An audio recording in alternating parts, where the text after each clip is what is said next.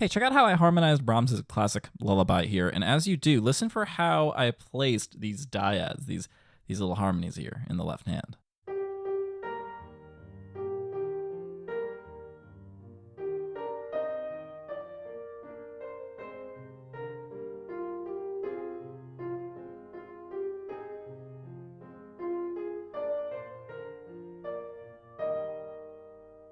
Hey, what's up? I'm Avi. Welcome back to May Melody Madness, where I'm celebrating the release of my course, the Melody Mastery Mini Course. More on that at the end of the video. So what did you make of that? Let's break this down bit by bit. First off, we're in this kind of E majory place for sure. This is a 3-3-5, where I'm arpeggiating here up this E major chord, and that's all fine. I'm using this arpeggiation sequence, this jump down and going back up, jump down and going back up, kind of like an opposite of Clair de Lune, I guess. Because, I can't stop thinking about Debussy for my life. Fucking Debussy. So that's not all that big. That's not the big thing that I really want to talk about. The big thing is what I mentioned at the end, was these dyads here. These little harmonies are always coming in on the downbeat, literally on every single downbeat of every single bar. The other part that it comes in is over here on beat 3, but not always just on beat 3. Here, in bar 3, it's on beat 3, but in bar 4 over here, it's not on beat 3. It comes in on the end of 2 over here. Now, what's going on there? And why does that sound so damn good? Listen to it. Ugh.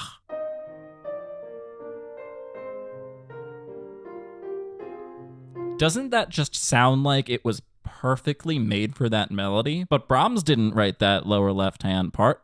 That was me. There's this idea in counterpoint where you sort of want to let the melodies, the single lines breathe a little, right? You want to kind of give everything their space. And as I was harmonizing this, I was trying to think contrapuntally. I was trying to let the melody have its space. So that is why you see this happening on beat 3, where, guess what, look at there, there's nothing happening in the melody in beat 3. It's allowed its space here. This arrival is given its own moment. And then the same thing is happening here. But instead, now we have something on beat 3. So instead, the arrival is a half a beat early on the and of 2. And that still allows it to have its own space, while the melody picks up an eighth beat early than it did earlier in the previous bar on beat 3.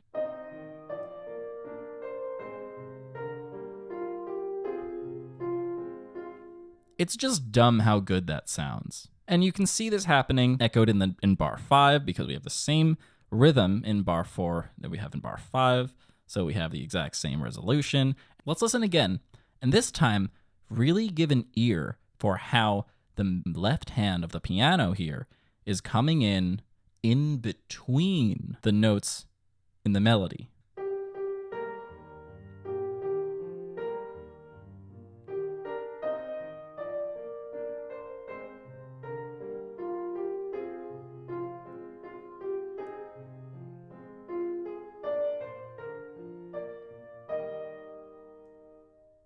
So there you go. That is how you can write a harmony that will perfectly fit a melody. If you want to learn melodic tools that are just going to make your melodies super crazy good, check out my free video training, 7 ways to write a more effective melody. If you want even more tools that go even further than that, give you the tools, the things that I learned in music school and beyond that I just developed on my own and through my own private study with my teacher, check out my course, the Melody Mastery Mini Course. That's going to give you all those tools. Go and check out both of those at justwritemusic.com. Maybe you're looking at this, however, and saying, man, how do I write a melody just like Brahms? Brahms is just so good. Well, I do that in the video that's popping up on your screen, where I teach you how to melody like Brahms. That's right. I just used melody as a verb. Thanks so much for watching and for hanging out with me today. I'm Avi.